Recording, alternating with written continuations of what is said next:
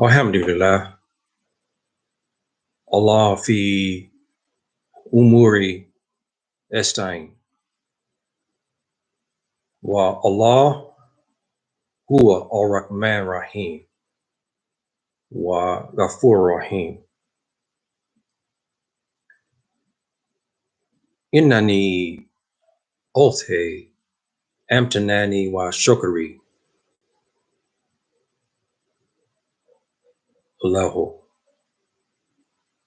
Wa Muhammadun huwa Sayyidina Makbubana. Wa innana nahbuhu wa nahtabiruhu. Wa sunnatuhu wa shariatuhu al-hafilu. Salawatu Allah Ta'ala salamuhu alayh. Assalamu alaikum rahmatullahi wa barakatuh. Lil ikwani wa awati din. Wassalamu ala mani tabahuda lil ikwani wa awati fi Afrika wa Europa wa Amerika wa kulli makan. Thank you, my dear brothers and sisters. And كيف حالكم مع Allah. My dear brothers and sisters, thank you for showing up. I see Amina and those that will perhaps show up in the chat room, inshallah ta'ala. We continue our series on the Aqeedah Islamiyah, which is the faith of Islam. Each topic of the Aqeedah is important because it's your faith. And you must know your faith in order for you to say that you are, that you are Muslim. Because if you cannot describe who you are, then that's kind of a paradox.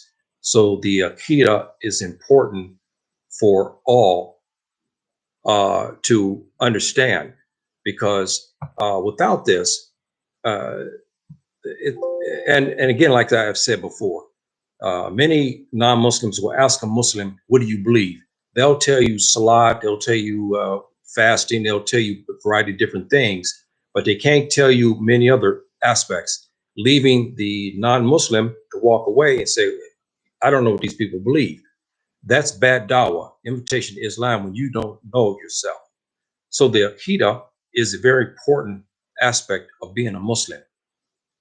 And so each one of these series is important in that it gives you the indication about your religion and about your faith.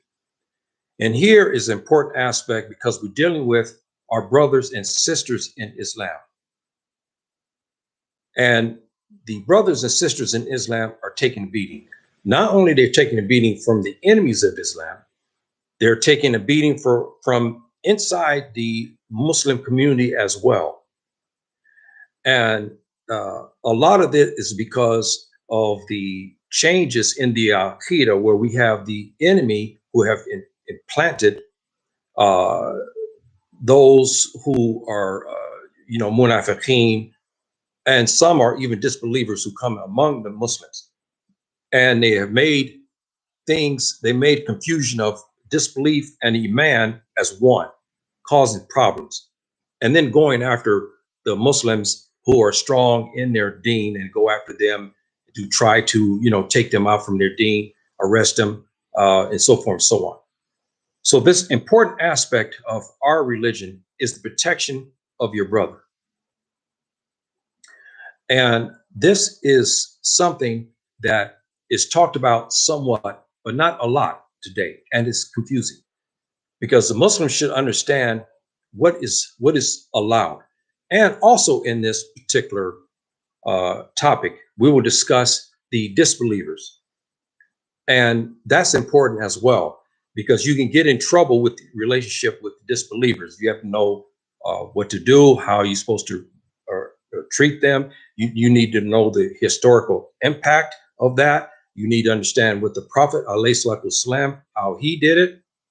And so this is important part of the Aqidah, because you can raise the ire of subhanahu wa ta'ala with a illegal relationship with a non-Muslim. And so we'll kind of get into that here, inshallah ta'ala. The first step to protecting your brother is you yourself. That first step is obeying, protecting the Sharia, Allah, and the Sharia of the Rasul, alayhi salatu wasalam. That is the ultimate. Because if you don't obey that and you don't protect it, how can you protect yourself and you protect your brother? If you don't understand the Sharia, you don't understand the Sharia of the Prophet ﷺ, how are you going to be able to protect yourself and protect your brother? You cannot.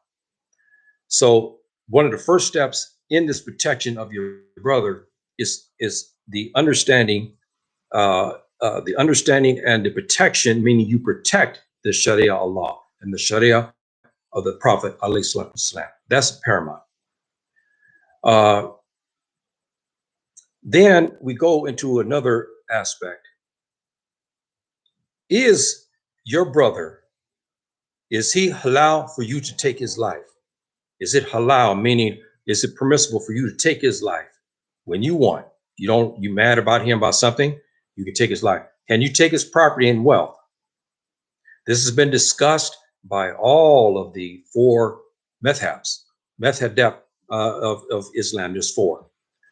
And the Prophet ﷺ in the hadiths made it clear we cannot.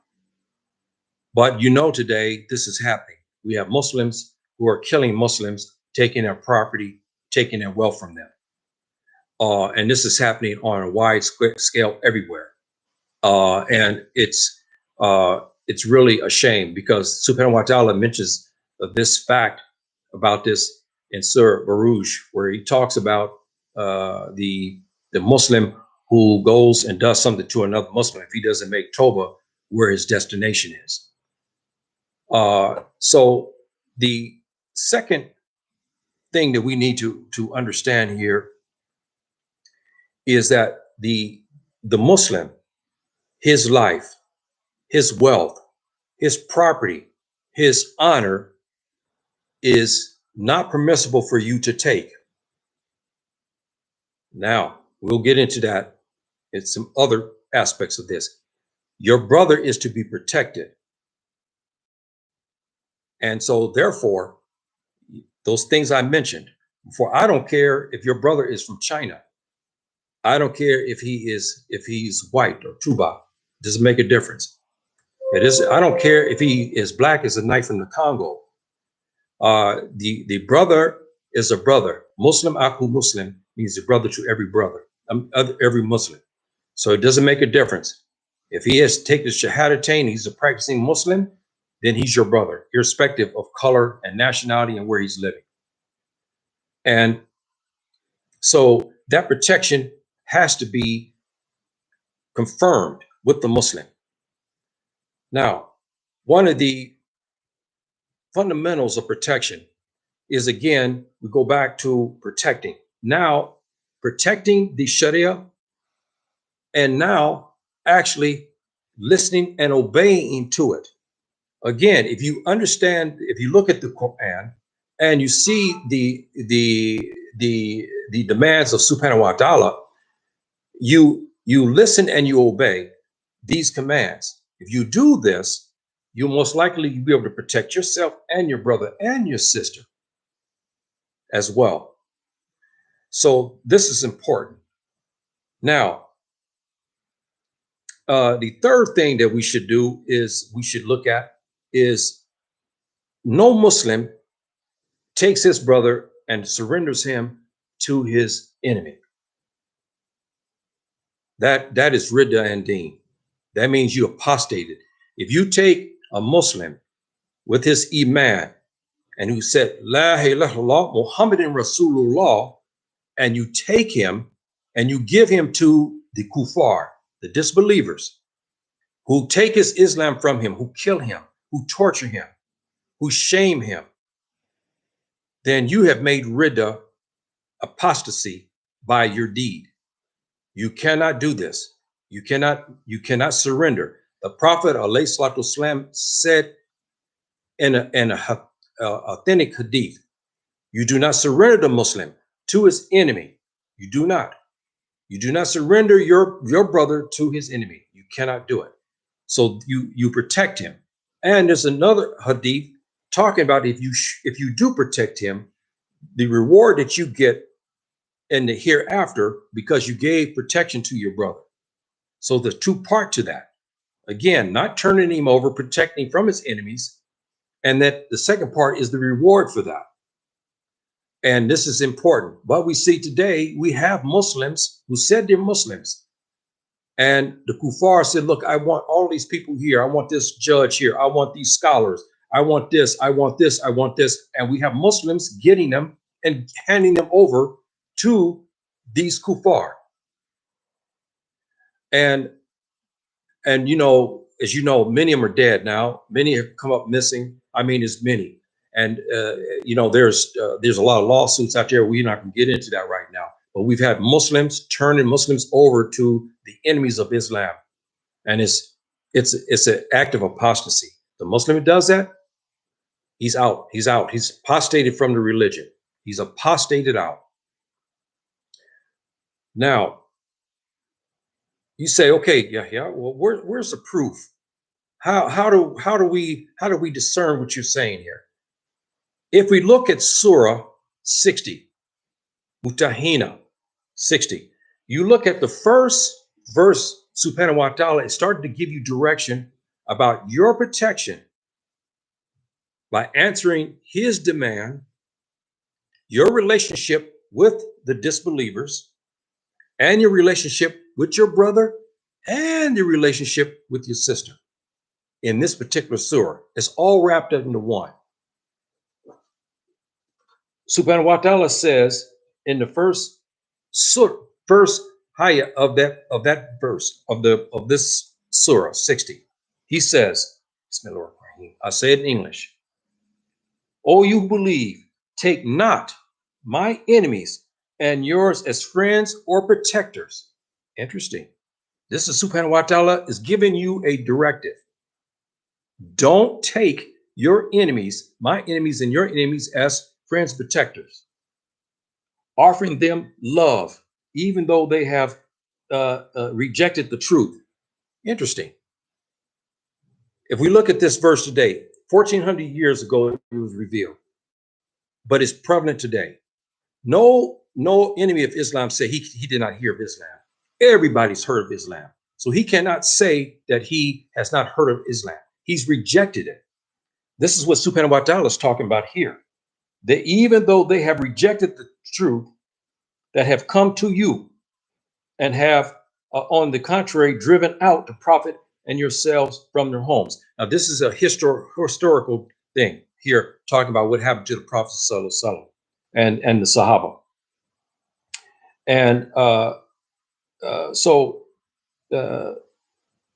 in this verse, this is the first verse, and it's very long. I won't read it to save time. It's a very long verse, but it gives you the indication. Subhanahu wa ta'ala is telling you, you protect the deen, you protect the religion. You don't keep company and have certain types of relationships with his enemy. Now you'll say, I'm still confused, Yahya. Which enemy you're talking about? I'll get into that because it's broken down into categories. As you see, I broke down these 4 categories of who these disbelievers are. That's right. There are 4 categories of disbelievers, and each one has certain amount of things that we must adhere to it. And this is one of the things why it's important that all Muslims understand the Khilafah Islamiyah, because you should understand how the Khilafah actually worked. You should understand that because it is history and it will come. The Prophet ﷺ said it will come back again, and it will come. If he says it will come, it will come. You should learn that, because that's part of your heritage and part of the deen, is to understand the governance under the Khilafah Islamiyah. And now we get into another factor of number 8 in the same Surah 60, number 8. And Subhanahu wa ta'ala goes on further in this. He says, Allah does not forbid you with regard to those who do not fight you for your faith, nor drive you out of your homes, from dealing kindly and justly with them. For Allah loves those who are just. Allahu Akbar. Now, the enemies of Islam say that the Muslims have ungodly rights to kill any non-Muslim when he wants. Take his property, beat him, lie to him, mistreat him, castigate him. You see what Subhanahu wa ta'ala says here? He's made a distinction between the disbelievers, those who fight you and those who don't fight you. So he's made that. He said you can deal kindly with those who don't try to drive you out of your home, who don't fight you for your faith. Subhanahu wa ta'ala is not making war against them. He's giving you advice how to handle that friend of yours that you've been knowing many years. He's never fought you. He's never stopped you from prayer. He may be Tubab. He may be African-American, or he may be from Ghana. And he loves you for the sake that you are who you are. And therefore, he doesn't fight you. If you tell him inside his home, you say, look, I need to pray. It's time to Salat the Maghrib. He say, okay, brother Yahya, go ahead and pray. He doesn't fight you for that. Or when you sit at the table, he doesn't try to force feed pork down your throat. These are the type of friends, they may be disbelievers, but they don't fight the Muslims. Subhanahu wa ta'ala is kind. He says you can deal kindly with them.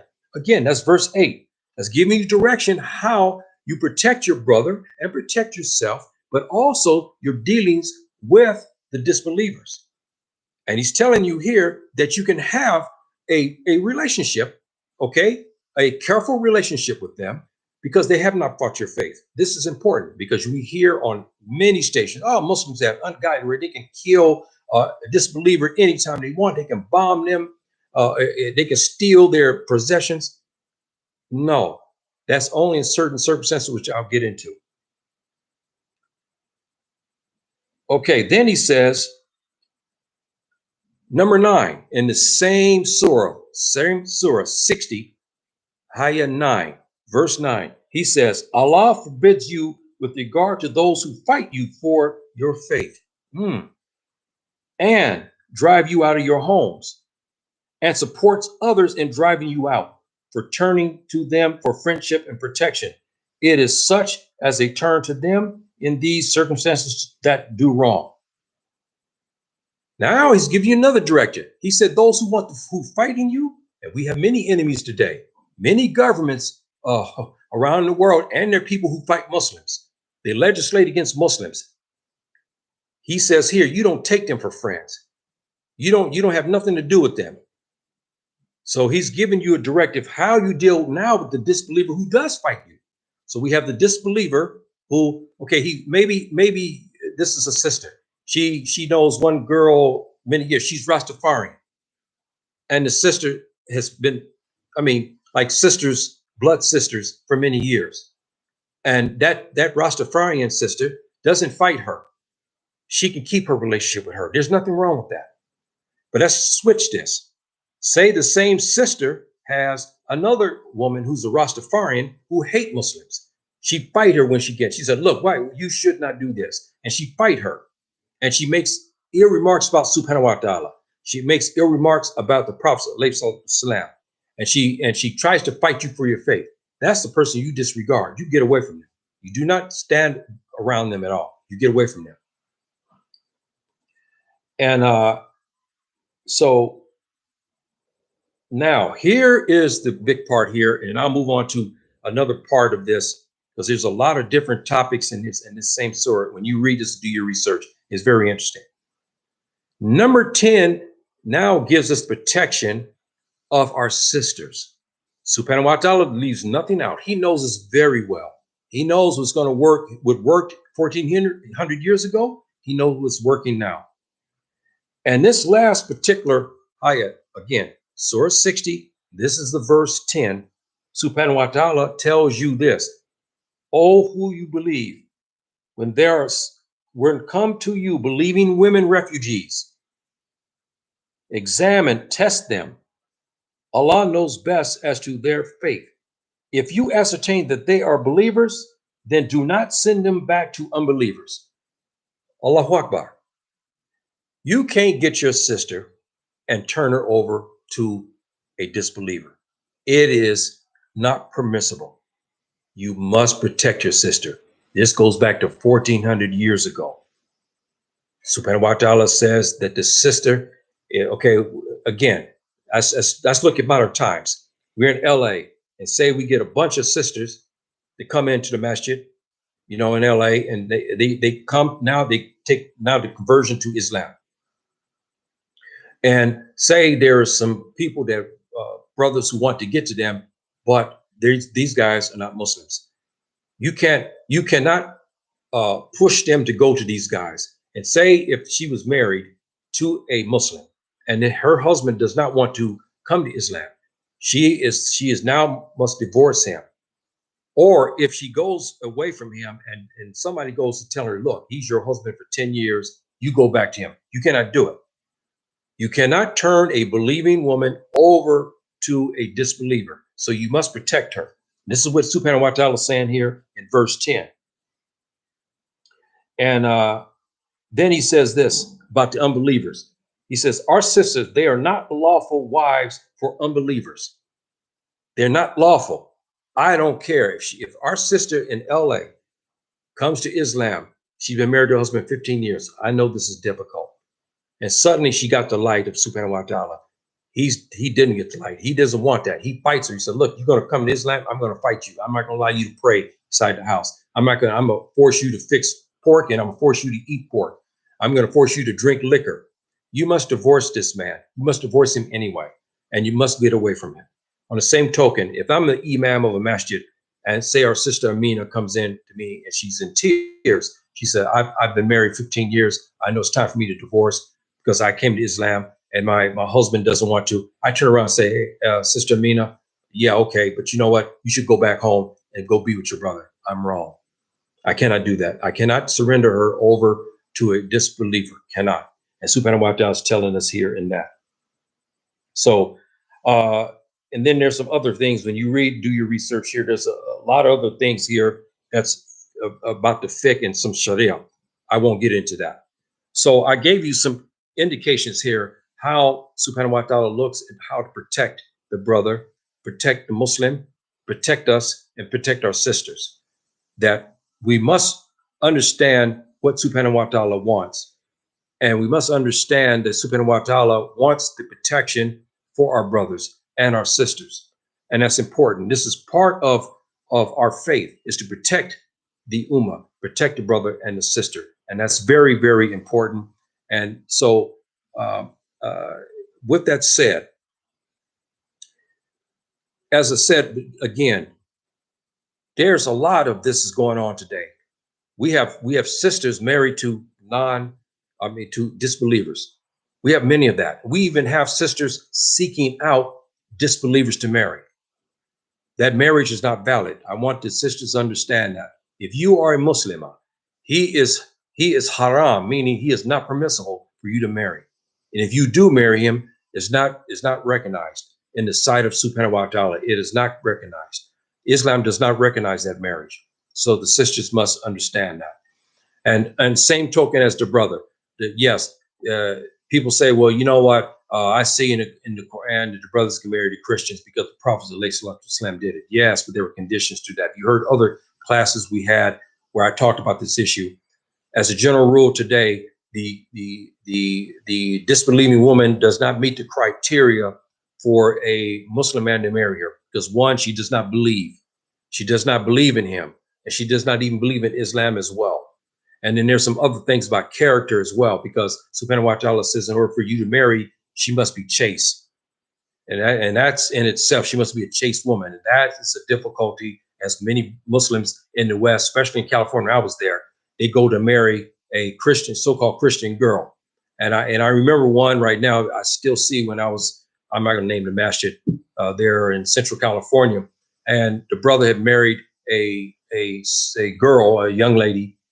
She was African American, he's African American, and he married her. And come to find out, before they married, she was sleeping with her boyfriend 2 days before she married the Muslim. Yes. And when he found out about it, she gave the excuse. She said, "Look, I'm married to you. I'm not married to Islam." And meaning, in other words, well, yeah, I'm American. If I got the desire and I see a man, I'm going to do this.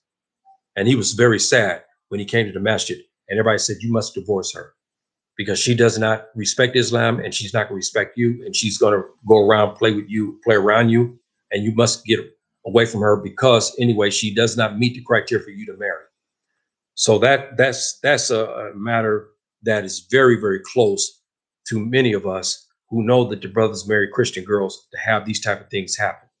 And then the American court system protects the infidelity, of course, by turning over all your wealth after she stayed with you 2 years or so. And then she comes to you and say, "Look, I'm going to go to court here now this time. And I'm going to ask for this, your house. I'm going to ask for your car. I'm going to ask for your bank account. I'm going to have everything." And you know how the courts are when you're African American, and Muslim too. They go at you. They try to disenfranchise you.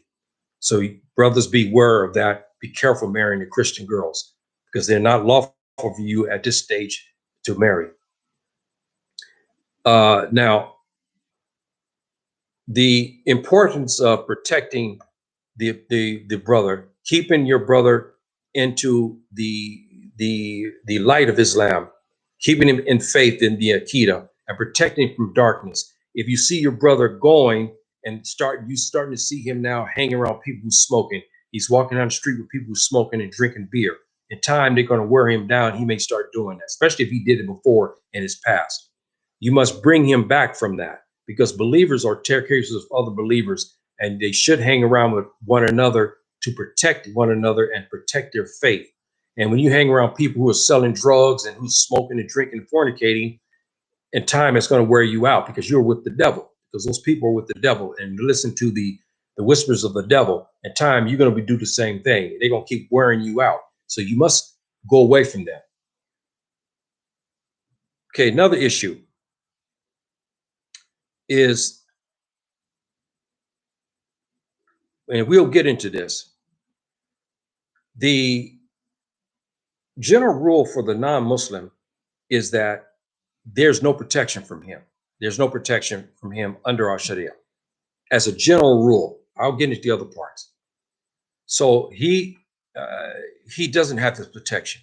Now, as soon as this particular man makes a covenant with Muslims or the Amir Mu'mineen, or he goes somewhere to the Khalifa, and if he goes to a Muslim country and he asks for protection, and he gives his obeisances to that state, you should protect him.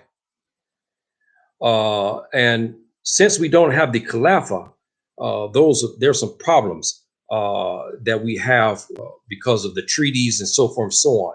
But if a person comes to you and he's a disbeliever and he comes into a Muslim country and he wants protection, now the Muslim state is not obligated to keep him, and he is not under obligation to turn him over to the disbelieving government.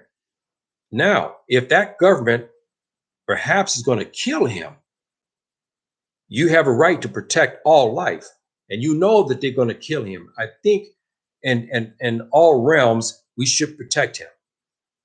I'm not sure about the ruling on that, to be honest, but I think we should protect him because we know that if we hand him over to this particular country, we already know what they're going to do. They're going to kill him. So that's a different situation. We have to protect him.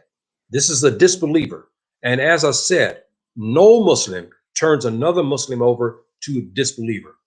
I don't care what. You cannot do it. And Subhanahu wa ta'ala has made that clear also in Surah Nisa, which is Surah 4, and the verse is 141, that he will not allow the disbelievers their way to have victory over the Muslims. And that tafsir of that is pretty wide and it's clear cut, meaning that you don't turn over a Muslim so the disbeliever can put his crooked ways on him, prosecute him, torture him, take his Islam from him, murder him, and so forth and so on. You're not supposed to do that. That verse there tells the Muslim, you must protect your brother. You must protect him from his enemy. Now, we'll get in. Now, this is the part where I put here, you see on the chat, I put here Dhimmi in Arabic. If we have the Khalifa and say Jews, Rastafarians, fire worshipers, those who are Hindu and those who are Brahma or who are Shinto, or those who are Obia, African traditional religions, or Orissa, or Voodoo, and they want to live under the Islamic State, and they pay a tax in the Islamic State. I'm talking about the Khalifa. If we have that, then we are obligated to protect that disbeliever. We're obligated to protect because he paid the tax. That means his enemies, we must fight his enemies. Now, here's a good condition about that. That disbeliever who's living under our protection, he is not obligated to fight. We cannot force him to fight, even against his own enemies. But if he offers to fight, that's different. But if he can't fight, he's feeble or whatever, even if he's not, even if he's able-bodied, he is not obligated to join the Muslim army to go fight against his enemies. He's not obligated for that. So I want to make that clear about that. He's under the protection of the Khalifa, and the Khalifa protects him. He gives approval for the Rastafarians, the Hindus, and all the different type of religions we have around the world. The Shinto, the traditional African Orissa, this in southern and central parts of Africa, and they come under the Khalifa. We are protected, and they can practice their religion and they can live under their laws as long as those laws do not conflict with the Sharia Islamia, with the Islamic law. They have no problem. So I want that to be understood. These are the 4 classifications of disbelievers. This is important because CNN and NSBC and some other think tanks have made it clear that the Muslims can have a turkey shoot. They can have a round robin shootout. They can kill us. They can kill the disbeliever anytime he wants, and he can do what he wants to him when he wants. This is not the case because we have classifications here that our scholars, okay, of all eras have confirmed these particular 4 classifications. Now, my good friend who's in Saudi Arabia, the Sheikh Hakim, he said there's a 5th classification, and I agree with him. But under what we understand now, that's under the issue of fiqh, there's 4. But he added one more, and he explained it, and I agree with him. And but we won't discuss that right now. The second one you see here is the Mu'ada. Here, this is the protection under the treaty. This is, we have the Khalifa, and say we're at war or no, I mean, excuse me. Here we have a treaty between the countries. That means even if you saw this person, and even if he's a disbeliever, you cannot touch him, you cannot kill him, you cannot take his wealth, because we have a treaty with this particular country, which everybody has treaties today, but those treaties are not according to the Islamic law. Okay, they are different treaties than the treaties that the Prophet ﷺ has authorized. But that's another story altogether. But we cannot, meaning, say we're here and I'm in the Khalifa, and say I go out somewhere and I find a man from, say, China, and we have a treaty with this man from China, with China. And I saw this Chinese man come. His life, I cannot take it. I cannot take it. I can't take his wealth from him because we have that treaty. That means he can even come into the Khalifa and stuff like a visa of some sort, and he can come in for a certain amount of days and so forth and so on. and he leaves out. There's no problem with that. So that's the second classification of disbelievers. Again, these particular ones, because we have a treaty with them. Now, that doesn't mean they can mistreat Muslims and so forth and do what they want. No, that's not what we're talking about here. We're talking about we have mutual respect. You see, we have a treaty with somebody from China. We cannot harm their citizens. We cannot. Now we go to the third one. Statement. This particular one here is when we have the we're at odds with the country. We're at war. They send a messenger. He's got a letter. He's a diplomat in modern times. He comes to a country to discuss terms and for a peace treaty and to end the conflict. His blood and his wealth are protected at this time. We cannot take it. He's a messenger, Rasul. He comes into the country to talk to the Khalifa and the Ashura Council. You have to understand the Khalifa, how it works. And I'll give you a short one here. When you have the Khalifa, you have a Amir Mu'mineen, and he's the commander of all the faithful, all the Muslims in the world. This Khalifa is going to come, believe me. Prophet ﷺ said he's going to return, and I believe him. And we have Amir Mu'mineen. He is the commander of all of the Muslims everywhere in the world. And say now one country decides they're going to fight the Khalifa. They're fighting us. And so say this country, for instance, it's Netherlands, say for instance, hypothetical. He sends his messenger over to talk to our Amir Mu'mineen and our Ashura Council. Ashura Council is about our governors and minor amirs who give advice to the Amir Mu'mineen, and he takes this advice and they discuss matters of importance for the Khalifa. And so anyway, they send this messenger with the messenger from his prime minister or whatever. We can't touch him. He can have free access to come and go in these regards. Now, here is the last one, the Harbi.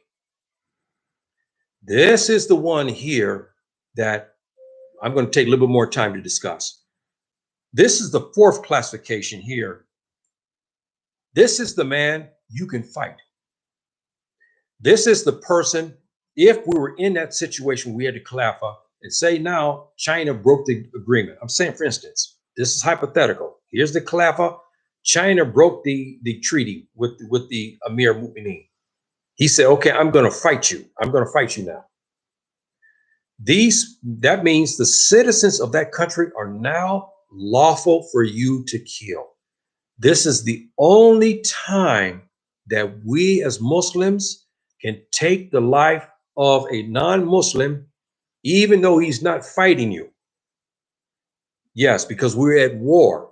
And if you saw this man that comes over and you see him enter into a place, you have the right, because that's war. This is ethics of war. You can take him prisoner, yes. But I'm making a point that the Harbi is the one that Subhanahu wa ta'ala talks about in the Quran a lot.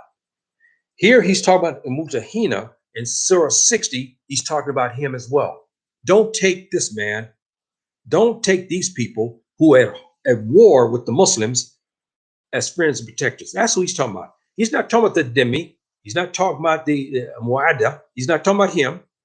He's not talking about Mestetman. He's not talking about those. He's talking about the Harbi, the fourth classification of the disbelievers. That's what he's talking about right now. That you don't have no reference. You don't show them any love. You don't give them no quarter because you're at war with them. That's right. You're at war with them. And also this situation, because, today everybody has treaties. And I told you, in general spectrum, the Muslims in a weak position. Those treaties are more of trade and other things. And the disbelievers have an upper hand over most of the Muslim countries. So these treaties and stuff that they have are not according to the Prophet ﷺ and according to the Quranic law. They're not. But that's another matter altogether. But we're talking about if we have this. Assalamu alaikum, my dear brother. Thank you for coming, showing up. dear brother Saniki. So thank you, my dear brother, showing up. This is a thing that is bothersome in a lot of ways. I hope I live to see the Khilafah. It's probably not going to come in my lifetime, but I would love to see it, because when the way the Khilafah works, my dear brothers and sisters, it's beautiful. Why did the Western countries try so hard to dismantle the Sharia Islamia? If it didn't work, they wouldn't care. They would just say, okay, let it go. And they know, but they know it works. That's why they dismantle it and why they talk against it. They want you to keep to some other type of man-made laws, because that way they can have a foothold over you. Because the Sharia Islamia does not give the disbelievers any power over the Muslims. And the whole system works. The financial system works. The governance work. The family law works. The criminal justice system work. All of that under the Khilafah, under the Caliphate, it works. It's a beautiful system, and you should learn it as a Muslim so you can understand it and you can discuss it. And when people talk against it, you can explain how beautiful it is.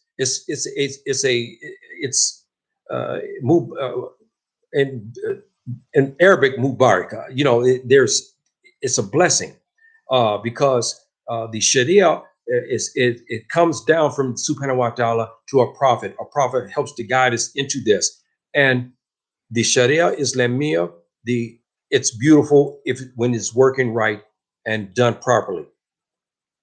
And so the heartbeat is who we see today. He's killing Muslims everywhere. He's tried to dismantle Muslim countries. In his country, he legislates against the Muslims. In his country, he tries to take the hijab off the sisters. The Muslim countries, he does things to make their lives very difficult, to encumber them. This is the heartbeat who the scholars, the ulama, the fuqaha have labeled that this is the most dangerous of all of disbelievers. So now you have some knowledge here, because when we talk with disbelievers, people say, well, you know what, you can fight them. I've given you 4 classifications. This is fiqh Islamia. So you should understand that we have the classification for disbelievers. You should understand who you're supposed to fight and when you're supposed to fight them. And so when you hear something, or you hear somebody talking in a debate and they're saying, oh, Yahya, you guys have this power to kill me anytime I can walk past a Muslim and you can kill me. No. You better explain to him about that, because it's important. My dear brother said they're working so hard to dismantle the Sharia law. It challenges the Western government. That's right. You think about this. The rightful financial Westerners, okay, who know, they say that the Western governments are adamant to keep the Muslims from even having one currency. They're so afraid of that. And there's 57 of those countries. If we run the Islamic banking system, we will destroy the capital system, because why? We would take over the financial markets, because our markets would be so strong. And the one currency, and we have one ruler, and we have one currency. That currency would be good in 57 countries. And we pool our resources together. We grow our own food and so forth and so on.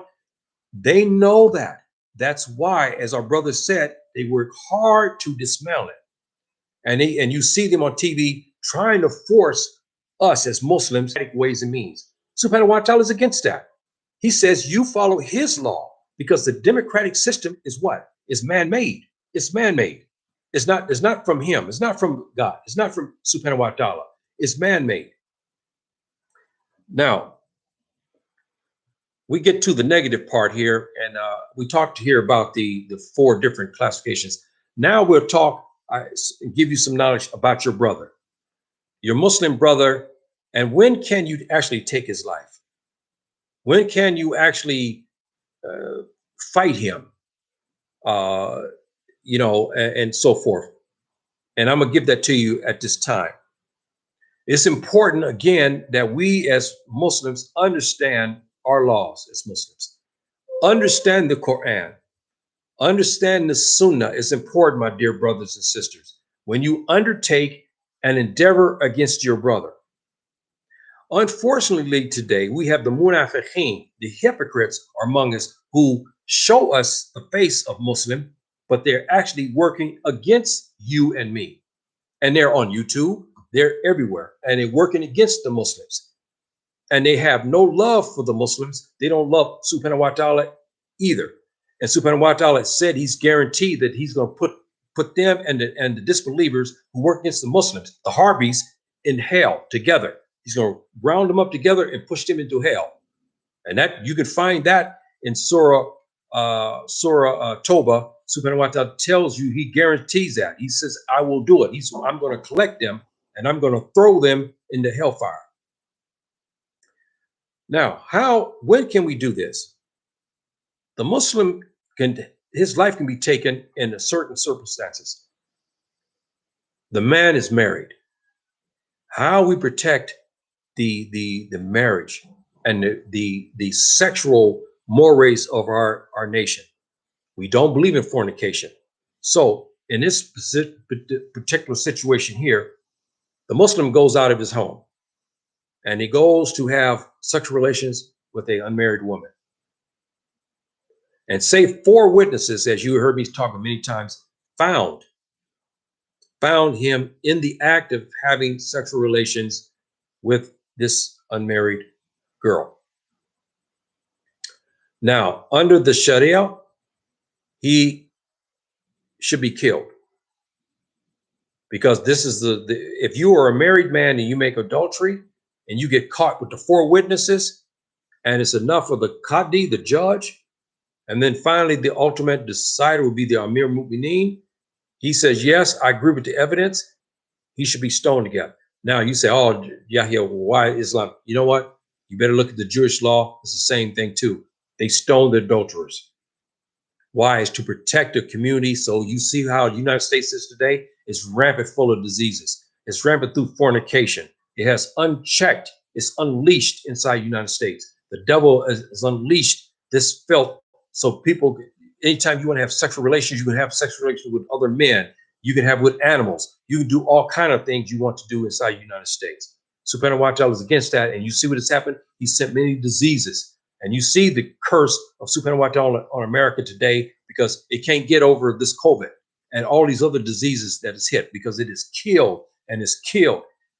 And a side note to that, this man still owes blood money to our ancestors from Africa. He killed what? They said almost about 12 million, around in there, 10 to 12 million he killed. Then he didn't stop there. In America, he goes and kills other 10 or 12 million, 15 million, or whatever he said, Native Americans. He didn't stop there. When 9/11 came, he went back to killing again. He started killing Muslims at will. Okay, millions and millions of Muslim women and children dropping bombs on homes and everything. Now, Subhanahu wa ta'ala said, okay, fine. I'm gonna do 2 things to you. One, I'm gonna stop your woman from having children. My dear brothers and sisters, do your research. The European woman, the American white woman, the Tubab woman, her birth rate right now is 0. 0. The African American, the Hispanic, the Arab, we're producing between 2 to 5 children per couple. He's producing 0. That means his race is dying. That's why all the craziness you see in the United States now, they stopping African Americans from voting. They're doing legislation to stop us from voting. They're doing everything. They want to put us in jail. They want to kill us because they know in time they're going to be breeded out. Hispanics are the fastest growing minority group inside the United States. The African Americans is right behind them. You have Asians, you have Arabs and Pakistani Indians, and the country is becoming melanated. They know that. So this is just a side note to say that Subhanahu wa ta'ala has his way to deal with the Harbi, with the criminal element of the human beings who fight the Muslims, who fight people unjustly.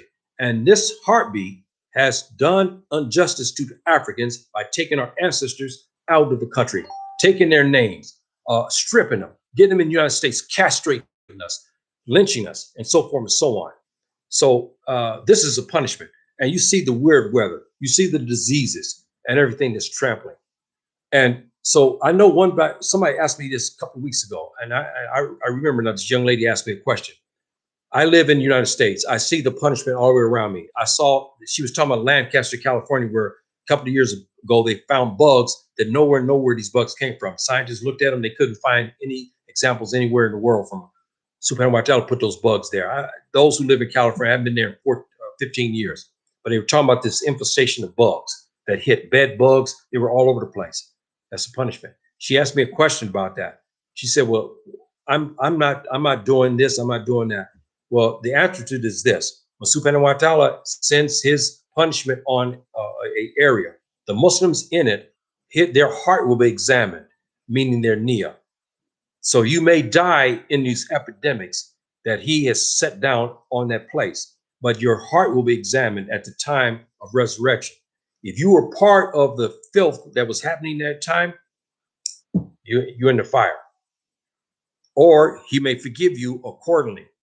He may send you to the fire and then bring you to Jannah because you were practicing, but you were doing some things like this. But the answer to that is that he will examine your heart. Now, the other way that we can kill the Muslim is when he apostates. We have that happening now. The Khalifa is sitting here and we see people leave the Khalifa and go into California and get on CNN and declare his apostasy. And declares he's at war with the Khalifa. He's at war with the Amir Mu'mineen. He's at war with the Muslims. And he's going to assist the disbelievers against the Muslims. His life now is lawful to take accordingly in war. But if you saw him, you would arrest him and you would bring him to the Hezbollah police and then they would try him. But if we had war, now you could, if you come across him in the battlefield or whatever, if we're at war with that country and he's taking up arms against the Muslims, then you can have had him. Whatever you have to do, you do with him. He is now lawful for you to take his life. Speaking of that, the other way you can fight your brother. If your brother leaves a Muslim country and he go join the American army, this is happening. And do you know we even had Muslims to join the Jewish army, the Israelis? We've had that. And they've joined other disbelieving countries and they join their armies to fight Muslims. His life is now lawful for you to take. That's right. It is now lawful for you to take because he's at war with the Muslims. Now you can fight your brother. Now in Surah Tawbah, Subhanahu wa ta'ala talks about this issue as well. He said that you fight your brother when he's erred, meaning he's moved away from the Sharia Islamiyah, and you bring him back to the Sharia. You can fight him for that. No Muslim can fight another Muslim to bring him to democratic ways and means. You cannot do it. The Sharia tells you that you can only bring him back to the Sharia. Now you could fight him, of course, if he's in a situation like this. Where he's going to join the disbelieving armies against the Muslims, or he's made apostasy on TV and he's declared his apostasy. He talks against the Muslim state. He then goes to aid that country, that disbelieving country, and goes in his army to go kill Muslims in Muslim lands. His life is now permissible for you to take. He is no longer protected under the Sharia. He's not protected. So those are some of the ways that we can take the life of a Muslim. Now, I'll be closing here after this last segment here. My brother here talks also. Sodom and Gomorrah was a result of fornication, yes, and homosexuality, yes, and we call that in Arabic. We call the Qawm Lut, community of Lut. The prophet and the system that he escaped from. Subhanahu wa ta'ala, of course, we know the story. He destroyed that place. And this is a result that we have now you see all over the place. And matter of fact, these Harbis who come to Muslim countries are trying to push this type of thing on us now. Open fornication and homosexuality. They even want to give homosexuals even asylum in many countries. They want to give the homosexual asylum so he can come to begin to spread his way among the Muslims. It's wrong. It's more than wrong. And we should reject that.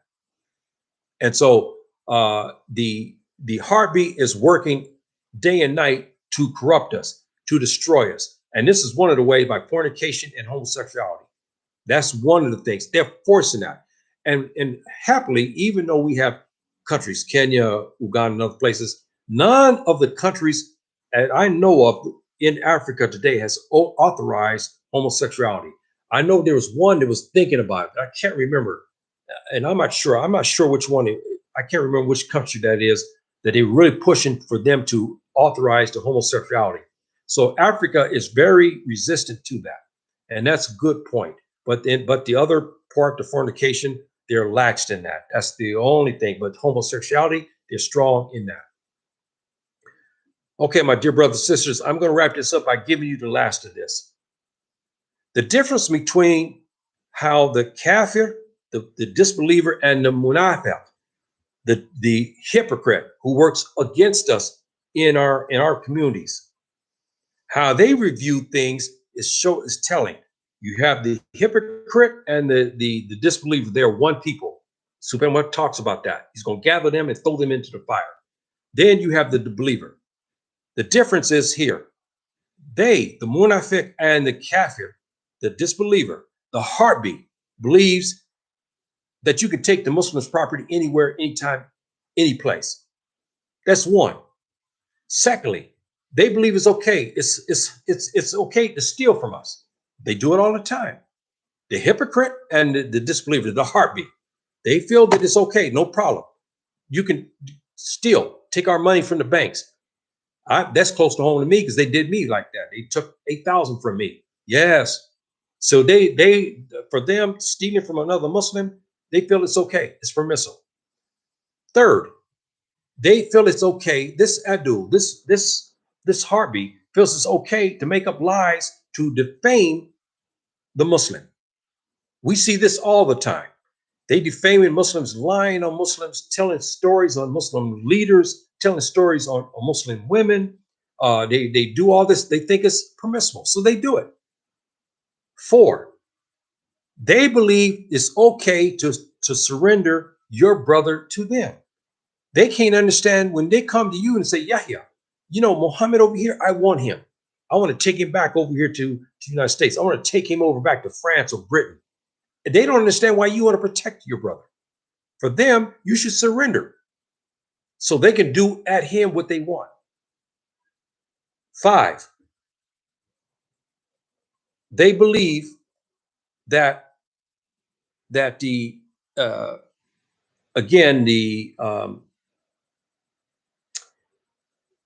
honor of the Muslims, there's none. If you are a Muslim and you're a believing Muslim, they feel you have no honor. If you go to the masjid, they believe you have no honor. They believe you to be a terrorist, a criminal. If they see that you worship subhanahu wa ta'ala according to your doctrine, they believe you to be a dishonorable person. If they see that you practice your faith, you dress like a Muslim, you act like a Muslim, you adhere to the commands of subhanahu wa ta'ala, they hate you. They disregard you. They try to impugn your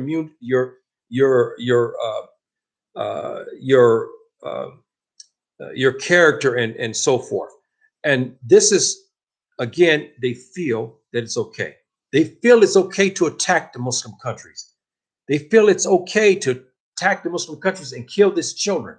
Why? To wipe out the seed of the future generation. They feel it's okay to do that. So we have the difference, my dear brothers and sisters, and you can see how under our Aqidah, we don't do this. We don't believe like this.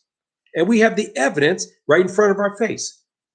The hypocrites and the heartbeat, that's the 4th classification of the disbeliever. They believe in these 6 things I just gave you: killing us, taking our wealth, dishonoring our women. Matter of fact, derobing our women, how many we see in France and other places in Europe and even the United States at the beaches, they tell our women to undress. Just because other people, the disbelieving women are walking around half naked, they tell ours to do the same thing. They after our sisters a lot.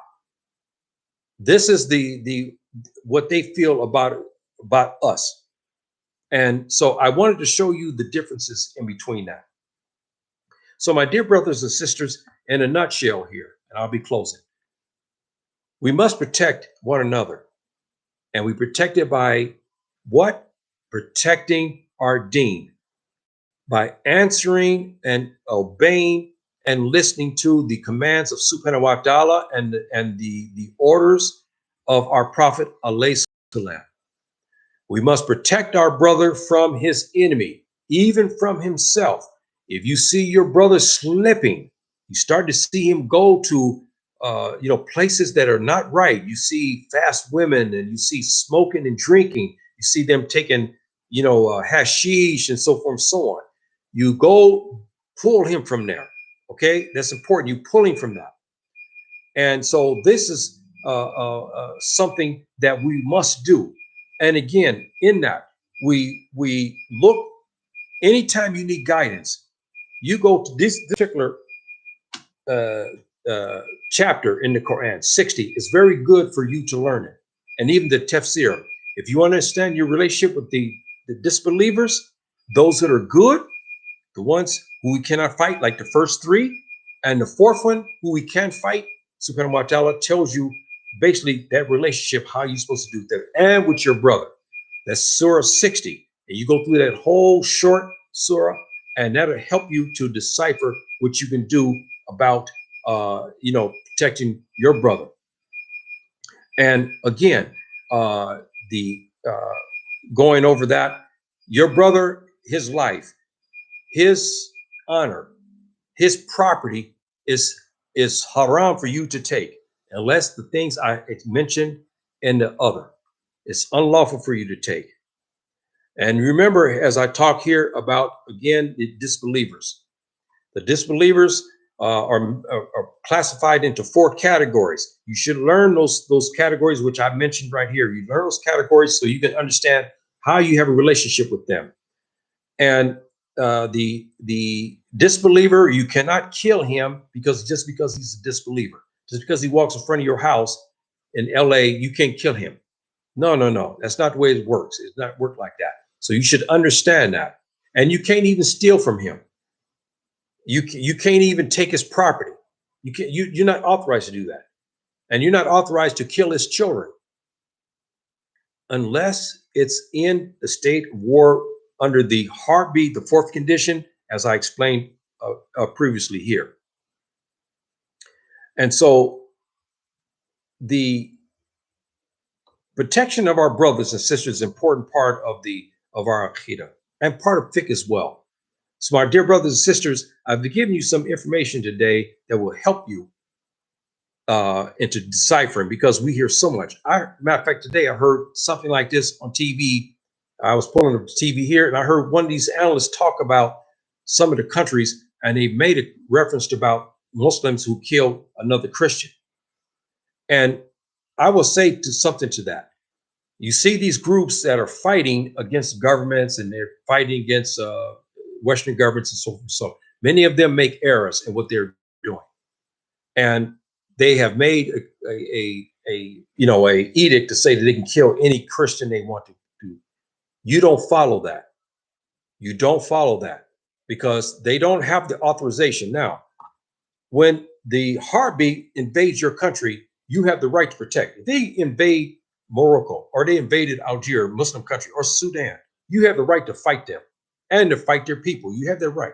But in these circumstances here, you have no right to go kill and kidnap. You don't have that right. And speaking of that, like the shameful Muslim group, I don't even want to mention their name. They don't deserve that. That's happening in northern Nigeria, kidnapping girls, schoolgirls, kidnapping young boys. There's no authorization for a Muslim to ever do that to another Muslim. No, unless he's what? Fighting for disbelievers That's different. You can kidnap him to bring him before the Khalifa. Yes, you can do that. But you cannot kidnap our sisters and brothers. You cannot do that. We're not authorized to do that. But we have groups in northern Nigeria doing that, and some in the Sahel who are doing that as well. They are not. This is not right. You're not to do that. You're not to harm your brother or sister, and especially your Muslim brother. And he sends his daughter to go to school, and you kidnap his daughter. That's your brother. She is your sister, your daughter. You should protect her. You're not there to kidnap her. And the Western government sees that. You see, the Muslims, they authorize this. It's not authorized. So you should understand your Aqidah, your faith, and your Sharia. We're not authorized to steal our brothers and sisters when they're at school. We're not authorized, or to kidnap our sons when they go to school there, and we kidnap them and hold them for ransom for me to pay for my daughter. That's unauthorized. That's criminal. And it could be even kufr on top of that. Kufr, especially if we hear what they have to say. But I'm not going to call them kafir, but I'm saying it's kufr, it's disbelief, because they should know better than to harm another Muslim. So, my dear brothers and sisters, those who came today, I appreciate that you did come. And I hope that I shed some light into this important subject about protecting your brother, and also the important light of how we have relationships with disbelievers and so forth. And my dear brothers and sisters, this is a topic that actually is very long as well, but I gave it to you in a short version, and I'm hoping that you get something out of it, and those who perhaps see this film in the future, that they will get something out of it, because Islamic knowledge is what we're supposed to have in order to help us, especially in this day and time with all the confusion out there. You should understand your Al-Qaeda, and you should understand your relationship with the disbeliever. You should understand your relationship with your brother and what you can do with him and what you can do against him. You should understand the laws under that. And so, my dear sisters and brothers, I pray all the time, and I pray for the Ummah, and I pray that we are protected from misguidance. Okay, we are protected from the heartbeat who's fighting us, who's killing us. Protect us from the legislation in Western countries against our brothers, and to protect the brothers and sisters when they come out of their houses and they go to their work, especially in the Western countries. They need that extra protection because their life is uncertain. They don't know what's going to happen. And life inside the United States is so uncertain today. We know that. You can be shot and killed by a rogue policeman. You know that. You can be shot and killed by a gangster. You can have road rage. You can be shot up. Even the man is distraught. He was fired from a job. He goes in and shoot up the whole factory. You can get shot there too. Even a post office. It's a hellish life here in the United States. So subhanahu wa ta'ala, who he protects our brothers and sisters who are living in the West and living in those conditions, and that he makes us and keeps us on the Sirat al-Mustaqim, on the straight path, and so forth. And we keep the Ummah strong and protected from the enemies of Allah Ta'ala. So my dear brothers and sisters, thank you again for showing up.